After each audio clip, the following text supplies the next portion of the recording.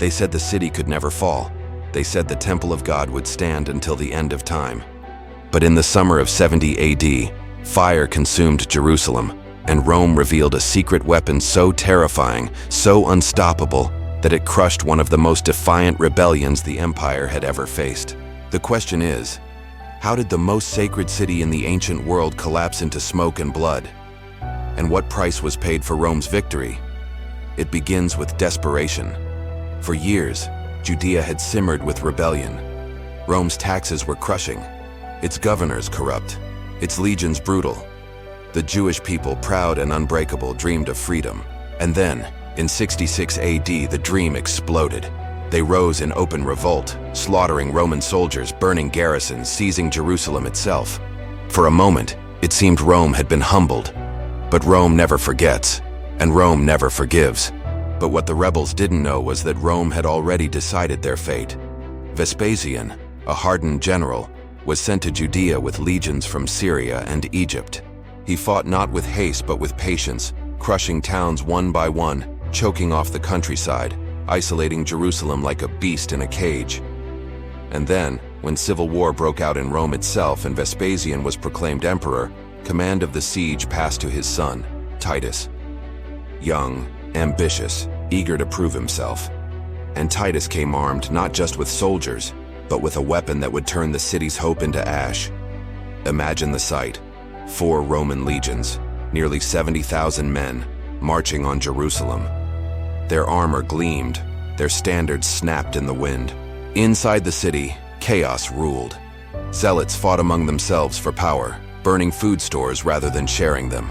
Starvation stalked the streets, and still, they swore the temple would never fall. And then, tragedy struck. Titus ordered a wall built, a wall around the walls of Jerusalem. Every road, every path, every escape sealed shut. No food could enter, no desperate soul could flee. The people of Jerusalem were trapped, and as the days passed, the city began to devour itself. Mothers searched the gutters for scraps. Fathers sold their last possessions for a handful of grain, and the screams of hunger rose night after night. But the real secret was still buried. The Romans were not just relying on starvation. They had brought with them a machine, perfected through years of conquest, the siege engine. Towering wooden monsters, taller than the walls themselves, rolling forward under the protection of iron plates and wet hides to resist fire. From within, archers unleashed storms of arrows, and behind them, the great Roman catapults, onagers, and ballistae hurled stones the size of oxen into the city, shaking the earth with every strike. Imagine hiding in your home, and suddenly the roof explodes above you, the air filled with dust, screams, and falling stone. Day after day, week after week, the engines pounded Jerusalem. What would you have done in that moment? Surrender, fight to the last, or pray for a miracle? Inside, the defenders fought back with desperation. They hurled stones, shot arrows, even poured boiling oil down on Roman soldiers. More than once, the rebels set the siege towers on fire, and for a brief moment, the crowd cheered. But Titus rebuilt, stronger, closer. And every time the Romans lost ground, they returned with more fury. But what they didn't know was that their greatest test was yet to come. The walls of Jerusalem were not 1, but 3. Layer upon layer of stone defenses, built to withstand generations of invaders. Titus knew he couldn't take the city in one blow. So he advanced step by bloody step. The first wall collapsed under Roman battering rams. Then the second. Each time the defenders fell back, refusing to yield. Each time the Romans surged forward, carving a path through corpses and rubble. And then, the temple itself came into view. To the Jews, it was the holiest place on earth, the dwelling of God.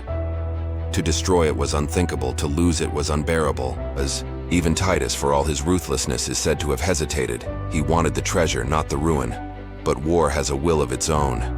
In the chaos of battle, a torch was thrown. Flames leapt up the walls. Gold melted, dripping into the cracks of the stones. And soon the temple burned like a beacon against the night. What they found next changed everything. When the fires died, the Romans uncovered riches beyond imagining. Gold, silver, sacred vessels, the treasures of the temple seized as plunder, carried back to Rome, paraded through the streets in triumph, engraved forever on the arch of Titus. The holy became a trophy, the sacred became spoils.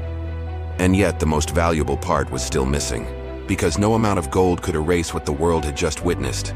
A people starved, crucified, enslaved by the tens of thousands. A city leveled, its stones scattered. A temple that had stood for centuries, reduced to memory. For the Jewish people, it was the greatest tragedy of their history. For Rome, it was the ultimate demonstration of power. And for the world, it was a warning carved into time itself. But the story wasn't over yet. Jerusalem's fall didn't end resistance. Revolts flared for decades. The dream of freedom never died. And centuries later, the memory of that fire would ignite new movements, new faiths, new battles. The ashes of 70 AD became the soil of a new world. And yet, one haunting question remains. Did Titus truly mean to burn the temple? Or was it an accident of chaos and rage, twisted by history into inevitability? No one knows.